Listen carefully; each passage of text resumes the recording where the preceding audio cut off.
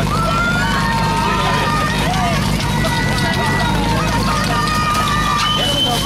Hej, ty si dal prvý.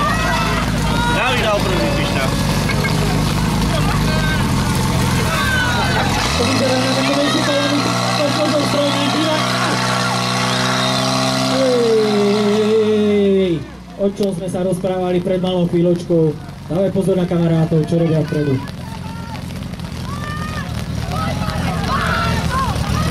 Prúdničiar sa asi chceli s tebou rozlúčiť, ho už to nestihol, no.